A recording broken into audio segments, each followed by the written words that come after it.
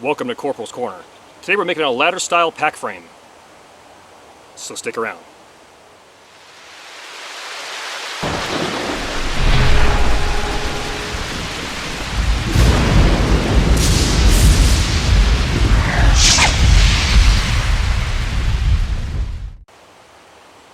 Today I want to talk about pack frames.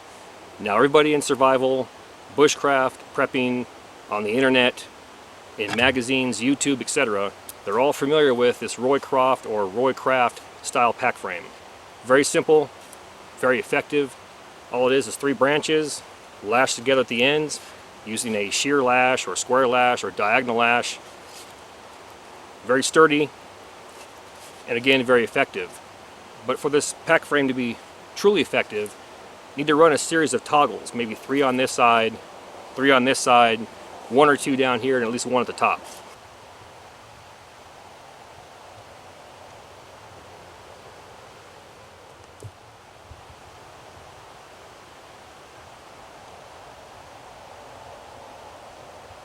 And I've never been a fan of that. It's extra work, I don't like it.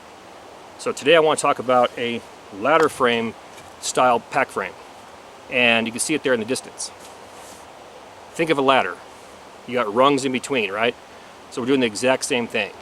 And it eliminates the toggle system, because all you gotta do is take your gear or your camping gear, your load, etc., stick it on the back, and you can wrap it around horizontally or vertically, and it will actually be stopped by the rungs.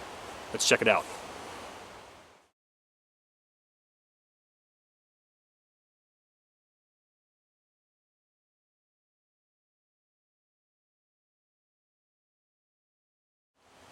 Alright, to go ahead and kick this off, let's talk about our materials. Now any type of wood will do, and the wood that works best is the wood that's nearest to you and that's in your area.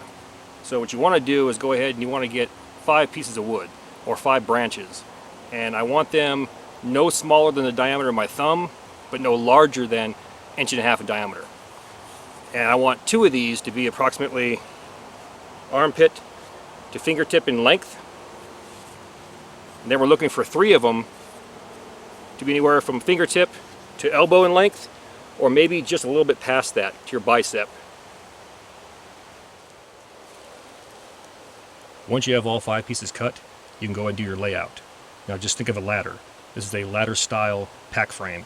So you have your rungs, which are the pieces that were anywhere from fingertip to elbow or bicep in length, going horizontal. And for the outsides, you have the ones that were fingertip to armpit in length.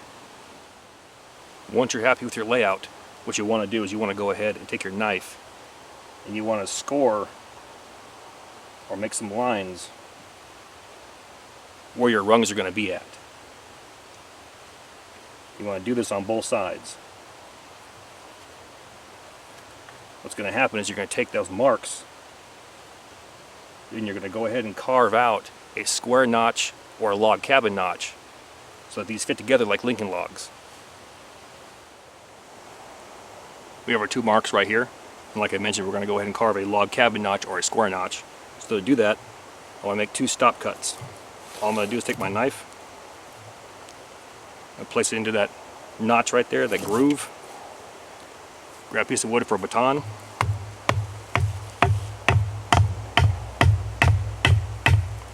I want to go in anywhere from 1/3 to 1/2 of the diameter.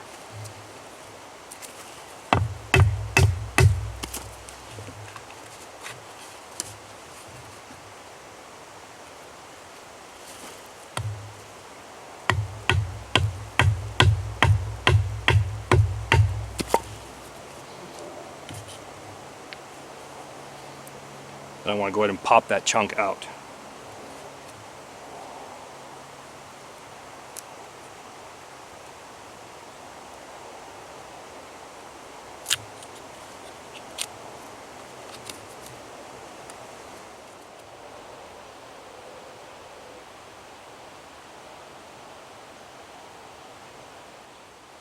So now from here, what I want to do, grab my rungs,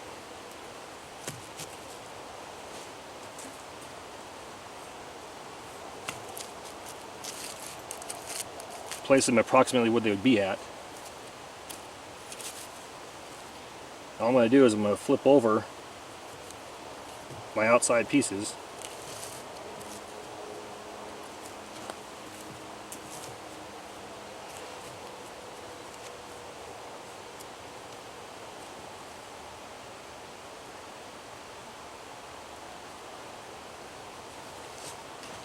do the exact same thing. I'm going to take my knife and I'm going to score or carve lines so I can go ahead and carve out my log cabin notch or my square notch, and these will fit together, like I mentioned before, just like Lincoln logs.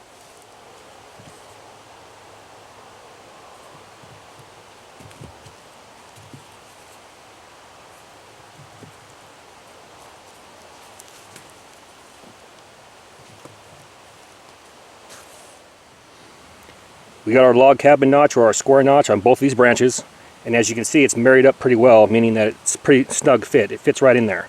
So what I want to do is I want to secure this. Now there's a number of ways that you can do that. For me, I'm going to choose a diagonal lash, but it's going to be an improvised diagonal lash, meaning that we're going to start off with a timber hitch. I'm going to wrap it 3 times this way, and then I'm going to cut back over and wrap it 3 times this way, and it forms an X.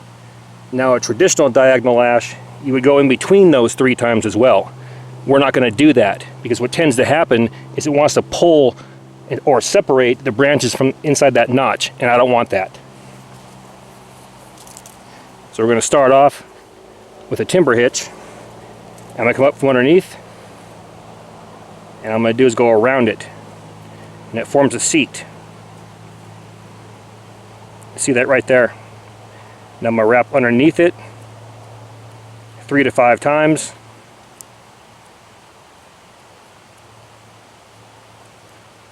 And then we're going to pull it tight.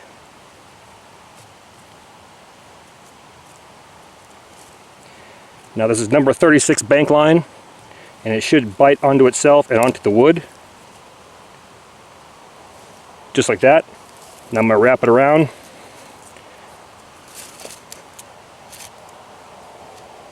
We'll call that 1.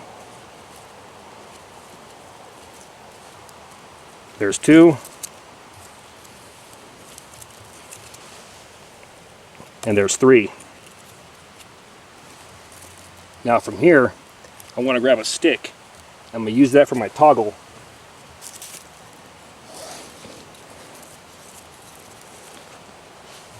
I want to go ahead, I want to pull this as tight as I can get it.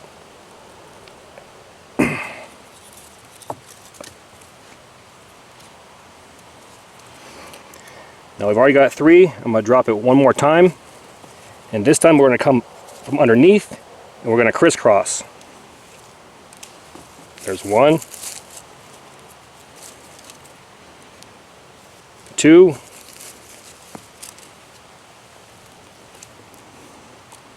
3, and now what I'll do is I want to secure it off right here using a clove hitch and an overhand knot. So all we're going to do is we're going to wrap it over once and twice, and that forms an X right there. You can see that. Now I want to go underneath that X.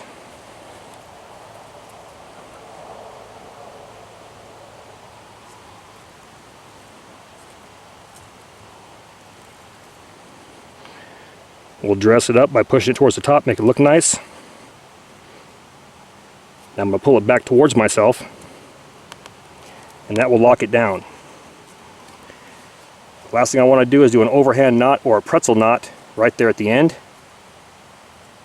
It looks like a pretzel. I'm going to shove it all the way down. And then from here, the last thing I want to do, I'm going to go ahead and trim the end off.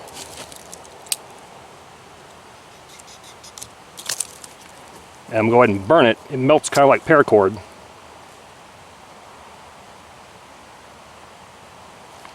Now I'll take that molten bank line and smear it right to my clove hitch.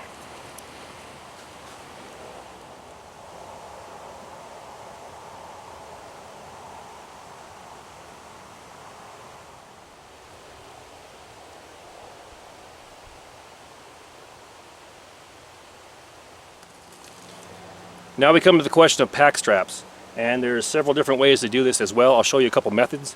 What I do, this is going to be the outside, so I'm going to turn this around. Grab your cordage, your rope, whatever you have on you, and I'm going to say probably about anywhere from 15 to 20 feet of it. Go ahead and make a bite and find the center point.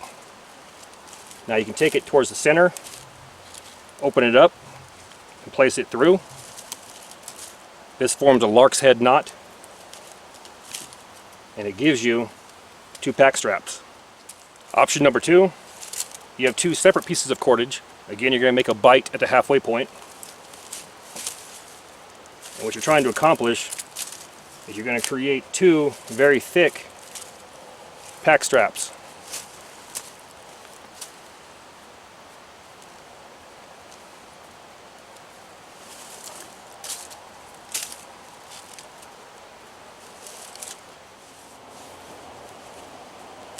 Get that outside branch right there, wrap it around,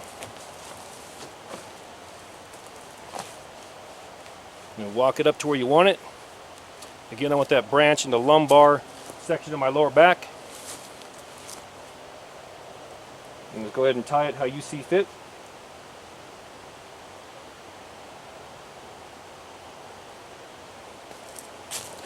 Good to go.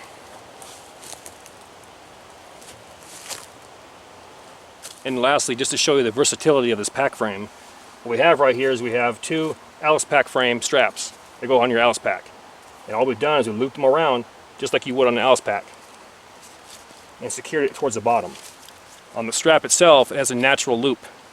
So what we're going to do is place it diagonal through here, inside that loop, and it creates another improvised lark's head knot. And just like a regular Alice pack frame, all we're doing, placing that plastic clip inside there, and snapping it down.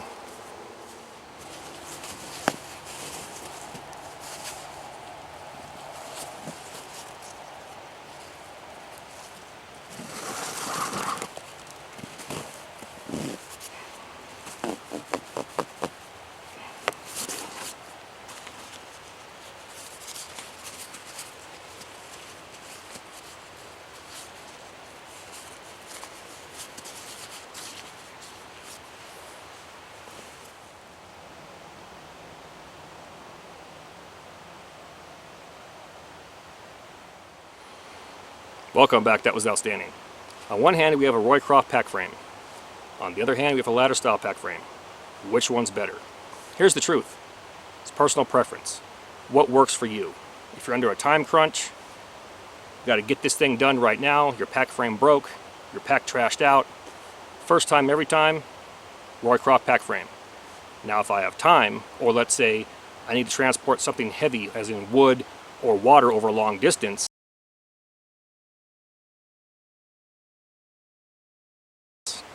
I might want to do a ladder style. That way it's squared up on my back and I can actually extend a seat out on the bottom, put a bucket on there or multiple layers of firewood, tie it up, and I'm good to go. Again, what works for you? If you're interested, I got a 3-part series on the Roycroft pack frame. It includes making rope. So go ahead and check that out. Thank you for your comments and views, support. Thanks for watching. Get out in the field, have some fun. I'm going to catch you next time.